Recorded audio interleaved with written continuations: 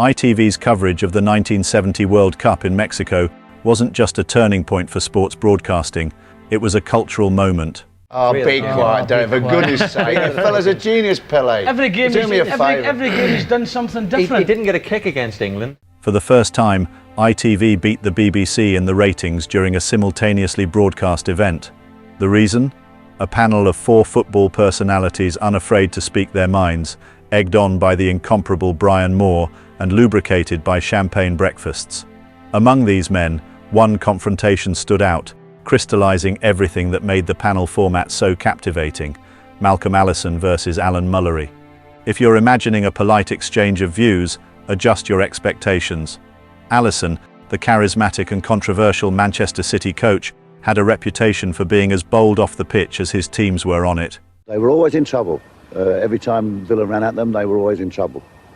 And I think that is their weak link. They looked very insecure at the back. And he wasn't just outspoken, he was provocatively, unapologetically blunt.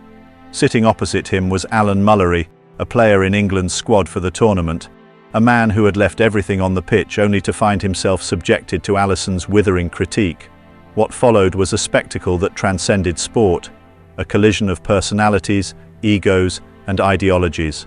From the outset, ITV's panel was designed to disrupt the status quo. Football coverage in Britain had, until then, been polite, deferential, and frankly dull. ITV's innovation was to assemble a group of experts with strong opinions and encourage them to let loose. Alongside Allison, the panel included Derek Dougan, the outspoken Wolverhampton Wanderers forward, Paddy Crerand, the fiery Manchester United midfielder, and Arsenal fullback Bob McNabb, who played the role of the straight man in the group. While all contributed to the lively debates, it was Allison who quickly established himself as the panel's most polarizing figure. Big Mal wasn't one to tread lightly. He didn't care about hurt feelings or diplomacy. He cared about calling things as he saw them, and he saw Mullery as unfit to represent England at the highest level. "He's not good enough," Allison declared, his words slicing through the studio air with all the subtlety of a 2-footed tackle. It's not a personal thing between you and I. You talk about the standard of players. You talk about World Cup players, talk about midfield men. If you're going to compare yourself with Overath and Beckenbauer and Ball and Bell and these fellas, Montiel, if you think you're as good a player as them, I don't think you're as good a player as them. For Mullery, who had worked tirelessly to secure his place in the squad, the criticism was a slap in the face. England were reigning world champions, and while their 1970 campaign fell short of expectations, Mullery had been a dependable presence in midfield. But Allison, ever the provocateur, wasn't interested in sparing reputations. He argued that England's failure to retain their crown was, in part, down to players like Mullery, a sentiment that, whether fair or not, was guaranteed to ignite controversy. I think you're a good passer of the ball, a good one-pace player, but no acceleration. This wasn't just punditry, it was personal. And that's exactly why viewers couldn't look away. ITV, recognizing they had lightning in a bottle, decided to turn up the voltage. After England's heartbreaking quarter-final loss to West Germany, a match that saw the Three Lions squander a 2-goal lead to lose 3-2 in extra time, producers brought Allison and Mullery into the same studio. The result was 6 minutes of television so compelling, so raw, that it's still talked about over half a century later. I'm saying I'm a better player than you ever were. I didn't say you weren't. No, but this is my opinion against yours. If you've seen the footage, you'll know that it wasn't just a discussion, it was a duel. Jimmy Hill, acting as moderator, did his best to keep the peace, but the tension was palpable. I think I might be required, Malcolm. The point I want to make to you to start with is that I think everybody respected your view of Alan Mullery at the start of the World Cup, but he was playing so well and you didn't change it. I gave you 2 or 3 opportunities and you really refused to admit that he'd had a good World Cup. Allison wasted no time doubling down on his earlier critique, reiterating that Mullery had no business being in the England squad. "I just don't see what he brings to the team," Allison said, his tone as dismissive as his words. I said that you never scored any goals. You played 124 games, 3 previous seasons to the World Cup. You scored 6 goals as a midfield Very player. consistent. As a midfield player, and I feel that the way England were playing, with 8 defenders or 9 defenders, all the defenders were playing well because they play at the expense of the forwards. The only thing with you mob back here sitting on your backsides out in Mexico, you having a go at, you couldn't lick Alf Ramsey's boots, you.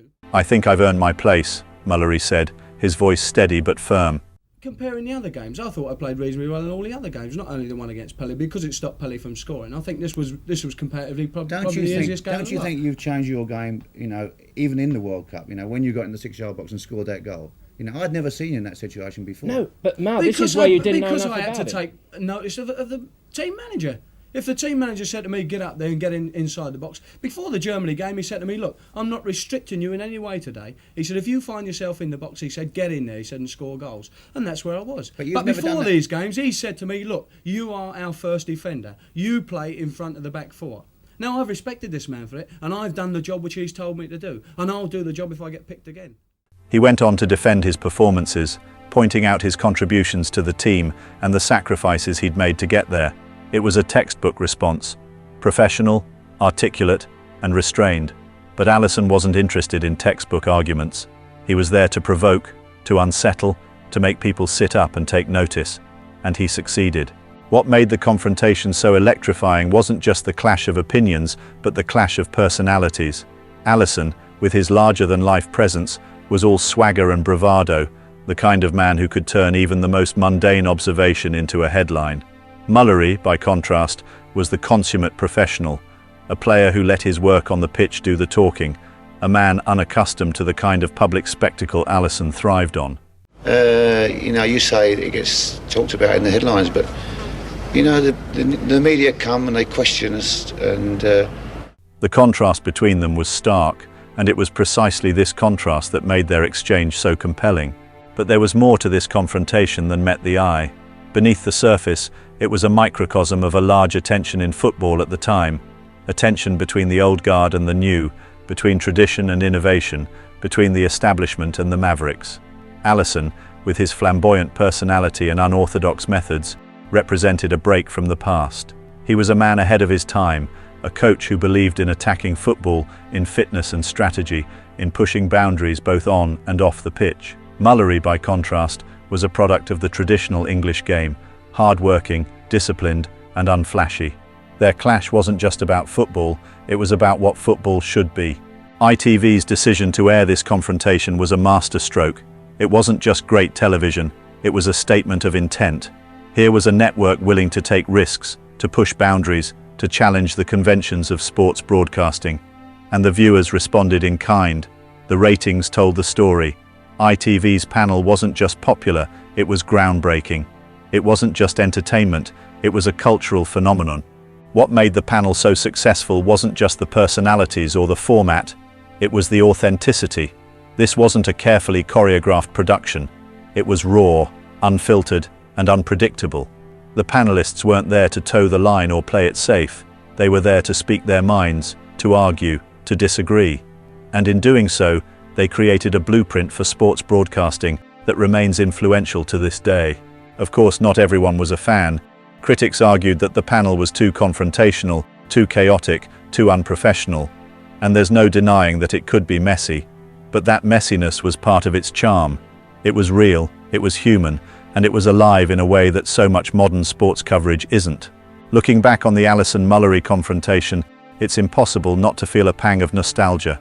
In an era where football punditry has become increasingly sanitized, where ex-players trade cliches and platitudes rather than genuine insights, the ITV panel stands as a reminder of what sports broadcasting can be. It can be bold, it can be passionate, and yes, it can be messy, but above all, it can be memorable. And that's what the Alisson-Mullery clash was, a moment in time that captured the essence of football, not just as a game but as a drama, a theatre, a battle of wills. It was unscripted, it was unpredictable, and it was unforgettable. The handshake at the end of their exchange may have been for the cameras, but as those who knew them later confirmed, there was no love lost between Alisson and Mullery. And maybe that's the way it should be. Rivalries are the lifeblood of football. They fuel the passion, the drama, the spectacle, and for 6 glorious minutes in 1970, ITV captured that rivalry in its purest, most electrifying form.